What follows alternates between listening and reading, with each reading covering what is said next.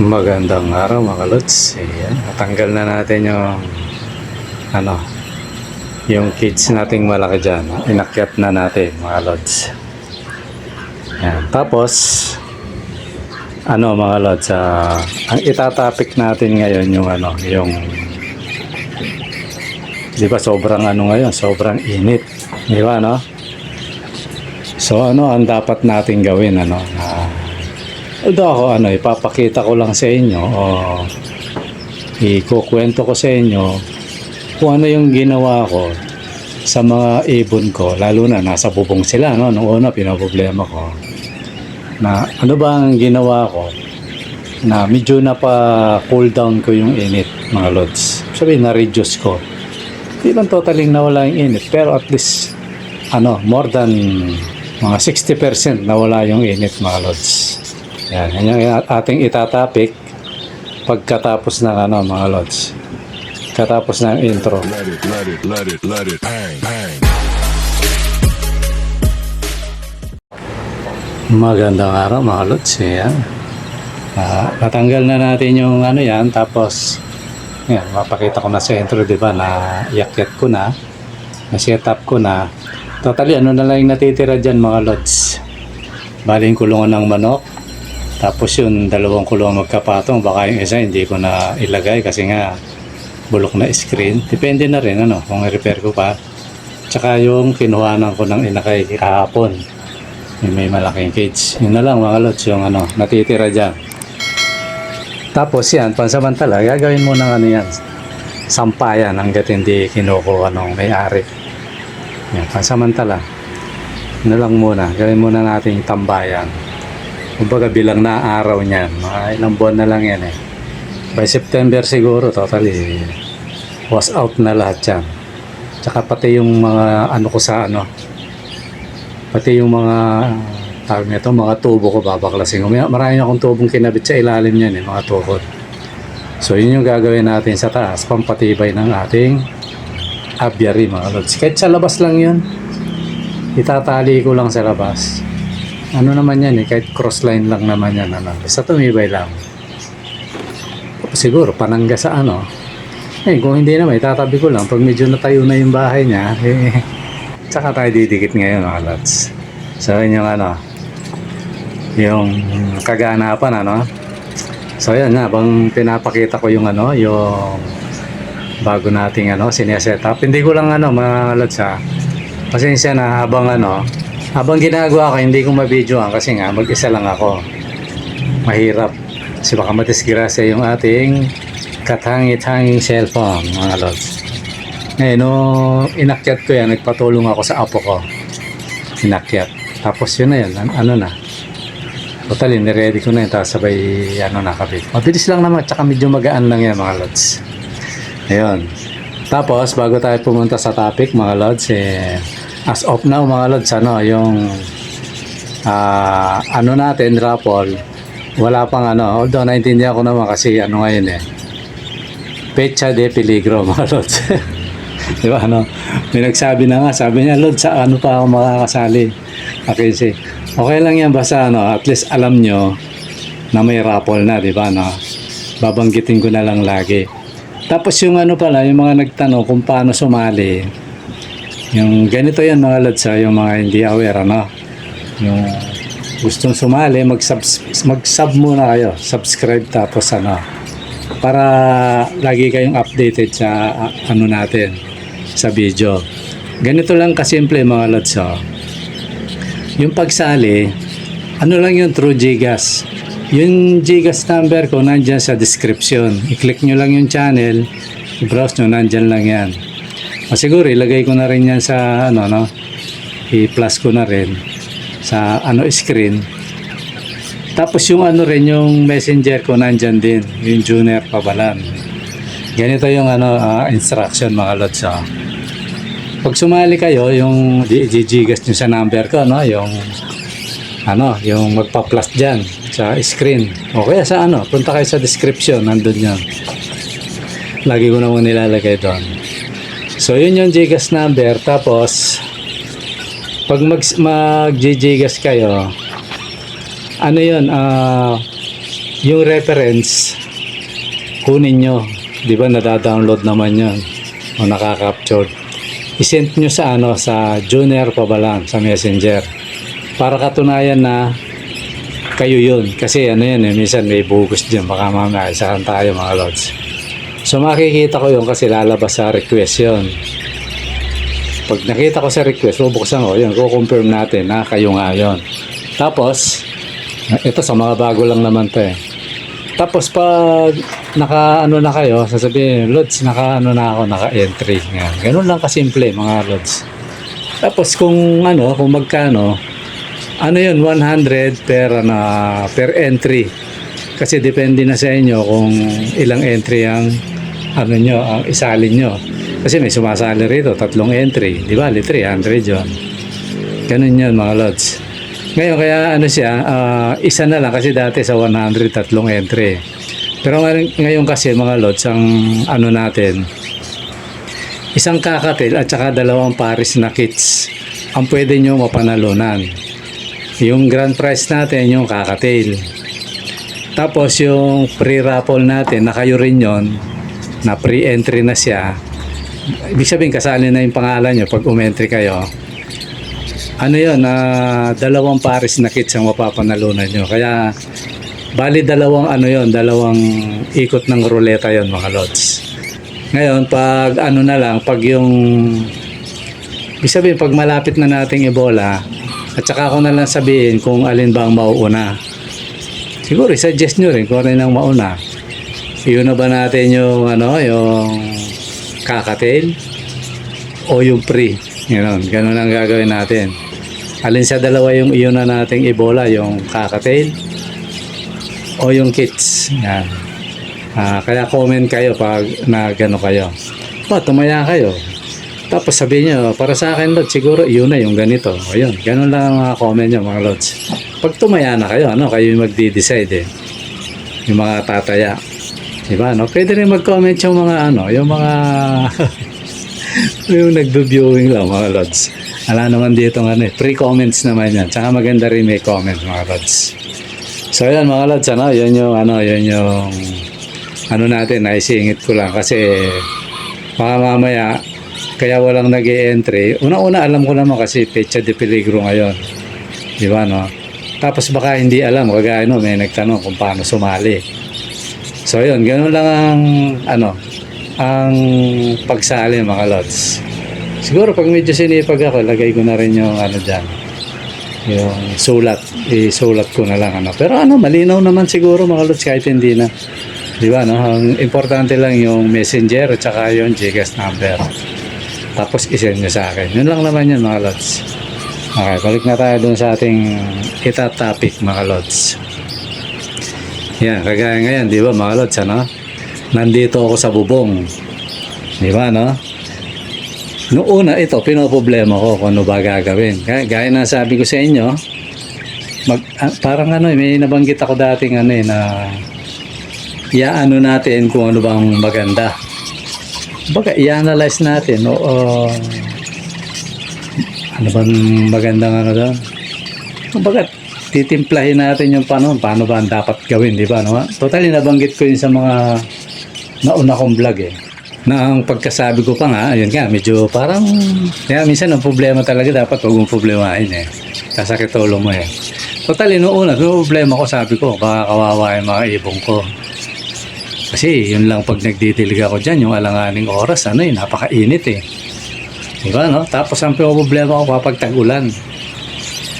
Sabi ko, paano kaya to? Pag tag-ulan naman, mahina sa lamig itong mga to, diba So ngayon, ito yun, yung nabanggit ko na anuhin natin, kung baka timplahin natin yung yung pwesto nila, magandang gawin. So ngayon, ito yung mga Lods. Ito makakatulong sa mga, yung kagaya kung walang pwesto, minsan ang tangi mo lang pupwestuhan yung labas, tas mainit, di ba O kaya kagaya ko sa bubong, na talagang wala kang choice. Parang nakita ko rin vlogger na talagang wala siyang choice, talagang kailangan niya ilagay sa bubong Nga lang, lang doon, hindi ko na lang banggitin pangalan Ang problema lang doon, basta na lang nilagay tapos umaasa lang sa lilim ng nag-up day na, tapos yung lilim na gano'n. Doon lang umaasa yung ibon. Eh sabi ko, yun ang naaalala ko dati, sabi ko, kawawa yung ibon ko. Kasi may napanood na ako parang hindi ko gusto yung setup nung napanood ko. Masyadong kawawa yung ibon, mga lods. Siyempre, may buhay din yan eh. So yun, nung ginagawa na natin, nag-iisip talaga ako na paano kaya yung gagawin. Ayun. So yun naman palang pinoproblema natin pag yung nagawa na siya. Ayun, ituturo naman kasi kung ano yung paraan, di ba, no?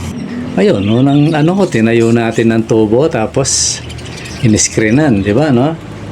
Tapos iniisip ko no, hindi pwedeng pandungan ng lona o tolda kasi pag gumangin talagang wasak-wasak yan.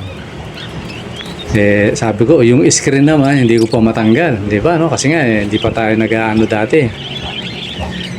So, ngayon, ang ginawa ko, bumili ako ng screen, tapos net, yan, in-order natin yan sa online. Tapos, yung, shading net, di ba, no? Yun yung una. So, napansin ko, nung na-shading net siya, na-reduce yung, mga lods. Nakakaramdam ka pa rin ng init, pero hindi kagaya nung direkta. Hindi na ganun kasakit. Sabi ko, medyo parang sabi ko, effective. Ngayon, ang ginawa ko pa, mga lods, di ba may lambat na, yung green na lambat, yung net. Tapos yung shading net, di okay. Parang medyo natuwa na ako kasi okay yung timpla ng init. Tapos dinoble ko pa. Ayun, lalong medyo na-reduce, Tapos pati mga gilid. Ang ginawa ko, may portion na naka-slide. Tapos ayun, yung kaya lagi kong babanggitin to kasi nagpapasalamat ako sa kalods natin. Malaking bagay yung binigay niya sa akin talaga. Siya, nung una nga akala ko ordinary yung sako, yung pala talagang as in hindi sako ang tawag sako, gano'n. Sobrang laking sako, mga lods. Kaya abot-abot ang pasalamat ko sa kalods na yun kasi ang laking bagay nung naglatag ako ng isang ganyan, halos sakop na yung kalahati ng aviary. Although ayoko naman talagang ipunuin ng sako kasi okay lang na tumagos yung tubig kasi yun naman ang purpose ko talaga ron. Di ba, no? Basta ma-safe lang yung mga ibon natin, hindi sila mabasa. Kaya may doble silang bukod sa pinandungan ko sila ng 2 patong na shading net, tapos yung lambat, tapos yun yung binigay ni Kalods na si Amsidel, yung sakong yung sako, di ba? Yun. Tapos may pa, yung bawat kulungan merong mga yung mga pinangpatong ko rin sa kanila para hindi sila mabasa. Yun din yun, pinaglalagay ko. Galing din sa bubong yun yung bubong ng yung bubong ng aviary natin dati, yung polycarbonate. Kaya yun, ibig sabihin, kahit walang sako, tumagos man ang ulan, hindi sila mababasa. Ngayon may shading net, 2 patong, tapos yung sako. So na lang, parang papatak doon, parang wala, patak-patak lang, hindi talaga yung buhos ng ulan ang mangyayari dyan, mga lods. Kaya yun, ibig sabihin, yung future pa lang sa ulan, kasi nag-dry run ako dyan, mga lods, kung naaalala nyo, Sabi ko, yun yung epekto. Hindi siya direktang maraming ulan na gano'n, hindi, may portion lang. Kasi ang shading net pala, may time siya na lulusot lang siyang gano'n, pero may time na parang nakalak siya. Tapos tsaka sa biglang, parang biglang tutulo, kaya sabi ko yun, maganda yun. Sabihin, hindi bigla. Hindi tatagos ng dire-diretso yung ulan. Parang muna, kakarga muna siya bago Kaya so nakikita ko na yung yung future yung future na sa tag-ulan kasi nag-dry run nga ako Tapos sa hangin naman, although hindi pa yun ang malakas na hangin kasi malakas ang hangin dyan sa taas Sabi ko siguro ang solusyon ko na lang doon, puro tali. Yan, kagaya nung payo ng kalods natin. Susundin ko yan, mga lods, kasi gaya na sabi ko sa inyo, pag mabuti o maganda yung suggestion nyo, susundin natin yan kasi siyempre payo ng mga kalods yan, di ba, mga kasama natin. Siyempre yun, advice na maganda, Kung talagang effective, gagawin natin yun mga lods. So yun, yung tali, tsaka ano. So medyo parang sa nakikita ko, bagamat hindi ko pa nakitang actual, ano. Medyo parang kampante na ako mga lods. Ngayon, ang nakakatuwa ito. Napakatindi ng init. Ito talaga yung topic natin mga lods, ano. Ang tindi ng init. Tapos, ano siya, nung una, problema ko siya. Pero ano yun nga, nung na-set up na siya, napandungan siyang ganun, aba hindi lang pala ibon ang makikinabang mga lods. Pati ako, yan, pati si Commander, tuwan-tuwa. Nagkaroon pa katuloy kami ng paggabi. Una sa umaga, diyan kami nagkakape mga lods. Kinalagay ni Mrs. yung kape doon sa, ang tawag doon, tumbler. Nalagay niya. Tapos magkakat kami ng yung mga tasa naming malalaki. Ayun.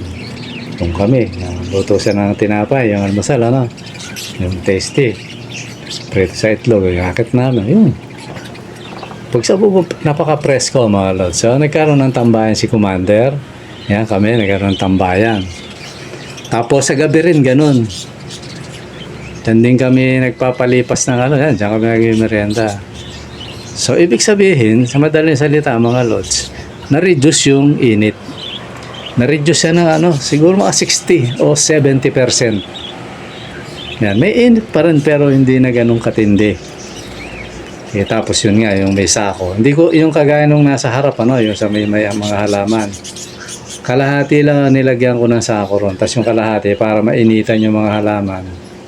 Yun, hindi ko nilagyan. Kung saan lang yung upuan, doon lang. Kaya, okay, tapos mahangin. Tapos sa loob ng aviary,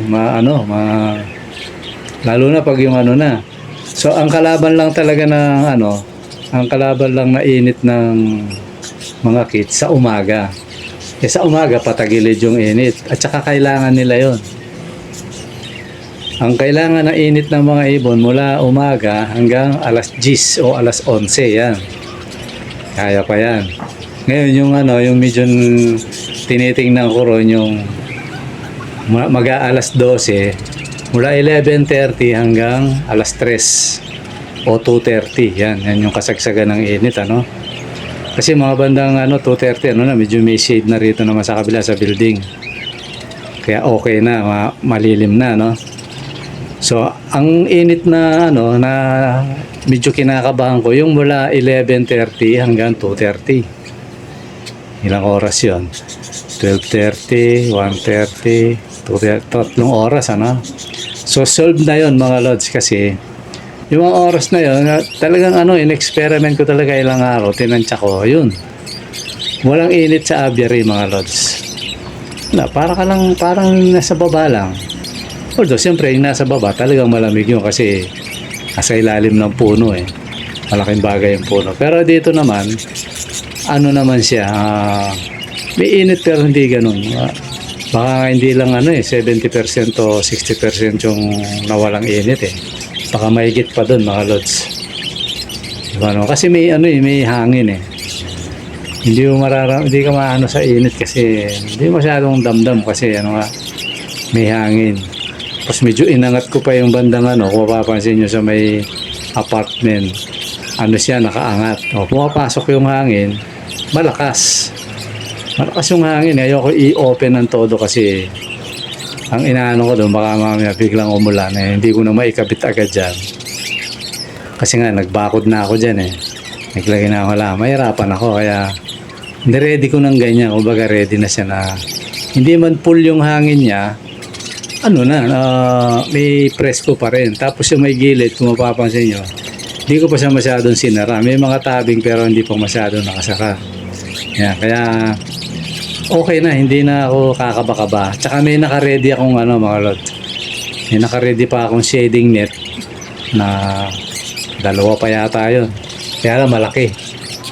4 meters by 3 meters yata o 4 by 4. Kasi baligtad na una yung dumating yung mga maliliit. Kaya dugtong-dugtong, huli yung malaki. Pero okay lang. So yun, pag medyo talagang bawa tag-ulan na, ilalagay ko yung shading net. Ibig sabihin, tatagos yung hangin. Hindi siya medyo itutupi ko yung itutupi ko siguro ng konti yung mga sako sa mga siding sa may bubong ng anak ko. Tapos shading net ang ilalagay ko. Humangin man, nare-reduce. At saka hindi ka kakaba-kaba na lilipa rin kasi nga tumatagos yung hangin.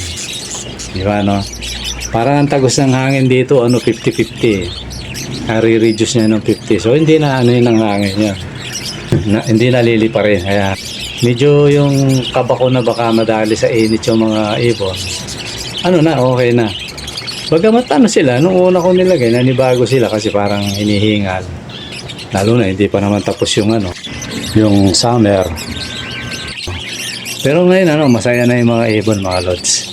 Ngayon yung bagong akyat hinihingal. Siyempre bagong So ngayon ang ginawa ko naman dun, doble-doble naman yung yung pinakasapin sa taas. Pinakabubong yan, dinoble-doble ko.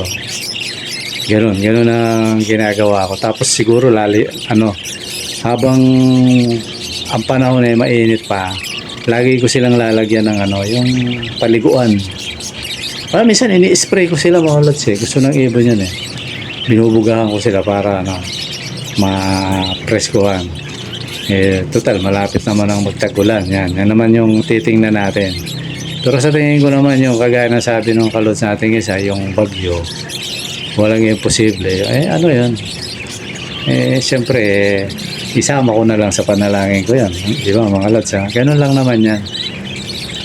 Tsaka siyempre, kalakip nun, gawa rin tayo ng paraan. Yun, naalala ko naman si Lods, binigyan niya ako mga tali. Kaya good na good ka mga lods. Si Amsadel. Kumbaga yung kailangan ko talaga na na ibigay niya sa akin. Kaya maraming salamat lods Yung binigay mo sa akin, gamit na gamit. Pati yung yung plastic, di ba? Lalaki ng plastic nung sako. Siya, pinasasapin ko rin sa sahig. Para pag ako, kasi hinihipan ko, hindi ba? May sapin. Tapos saka ako na lang wawalisin. Ganun. So yun, at least solve na mga lods. Yung kinakatakutan natin na solve na. So yun yung ginawa ko sa natin mga lods, sa aviary natin. Kaya ako lang tinapik ulit kasi totally nagtapik na ako pero hindi ko pa talaga na-experience Yung ngayon, na-experience na natin. Eto pa pala, may dadagdag ako. Ang malaking impact pa mga lods, yung halaman. Yan, napalibutan ng halaman.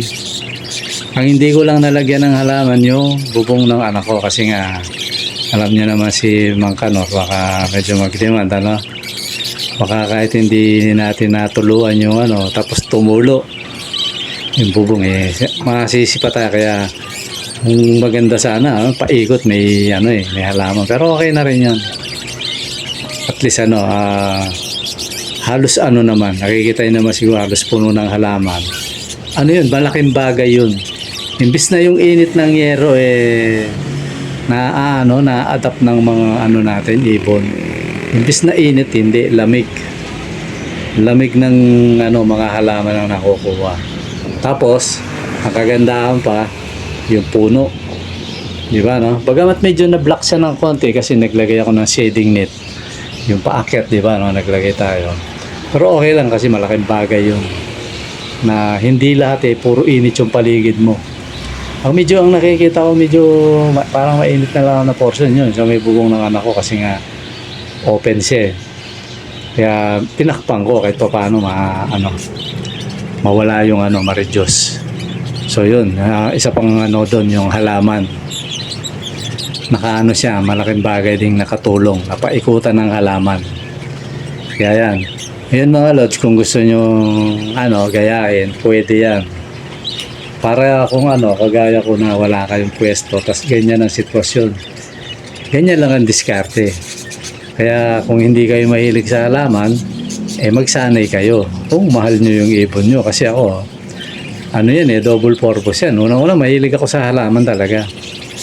Bago pa man ako nag-ibon, nag-halaman na ako. Saka nag-landscape ako dati. Kahit sa bukid pa, nasa probinsya pa ako. Mahilig ako sa ganyan, magtatanim-tanim. Kaya, ayun, binalik ko yung paghahalaman, tapos yung ibon. Saka hindi lang basta paghahalaman. May pakinabang yan, mga lods, sa mga ibon. Maraming dahon dyan, tsaka mga damo-damo na nakakain ng ibon natin. Yung lokbati, oregano, yung Chinese violet o magic plant, ano? Malunggay. Yung ano, yung pandan. Kinakain din nila yung pandan, mga lods. Tapos yung ano, lemongrass. Oh, ang dami silang nakakain na halaman dyan. Pati yung mga ligaw na halaman, mga damo-damo nakakain nila kaya. So maraming purpose yung halaman na yan. Pampalamig, pagkain ng mga ibon natin. Pati kami kasi nakakain din namin yan dahil yung ano, yung malunggay tsaka yung lemongrass, mga lods, pag nagtitinola. Tapos may preskohan pa yung mga ibon natin, mga lods. Tapos maganda pa sa feeling, pag nakatambay ka dyan, puro halaman, napaikutan ka ng ibon, ayun. Sabi nga ikaw na, di ba? So yun, mga lods. Sabihin, na-reduce natin talaga yung init, na-cool down natin. May iniisip pa nga ako kaya lang mga open pala tong plastic Pag tingnan ko baka may naka-close pa, yung sabihin sarado. Sabi ko pag talagang mainit, lalagyan kong tubig yun Lalagyan kong tubig. Siguro naman, kung mga lang yun, kung mga 20 kilos, kaya ng yun, kaya ng bubong naman yan Kasi konti lang naman ng 20 kilos o 30, Kahit manipis lang, lagyan mo gano'n, pampalamig pa rin sa bahay yun, mga lods. Yan pa pala yung maganda. Malaking bagay yung na-reduce dun sa bahay. Lalo na pag nilagyan ko ng hindi ko pa nga nabubutas yung yung dapat kong butasin Tapos lalagyan kong bintana. Patali pag binutas ko yun malaking kaalwahan na yun Tapos lagyan ko pang bintana dito sa may paakyat. Di wala na. Pati sa loob ng bahay na wala yung init. Di ba, no? So yun, gano'n lang yan mga lods. Kaya kung ganyan din ang sitwasyon nyo, yan. Gayahin nyo mga lods. Magtanong kayo kung paano diskarte. Ayon doon sa aking nagawa o ginawa, isi-share ko sa inyo. So yun mga lods, hanggang dito muna. At sana na kayo, mag-entry na kayo mga lods. Para kasi yan, isang kakatil at 2 pares na kits ang ipamimigay natin. Libre yun sa mga kasali Tsaka na yung sa susunod siguro baka baka magpalibre naman tayo sa lahat. Pero sa ngayon muna yung mga ito muna yung mga sumali mga lods. Okay mga lods, siguro hanggang dito muna at maraming salamat sa panunood. Bye bye.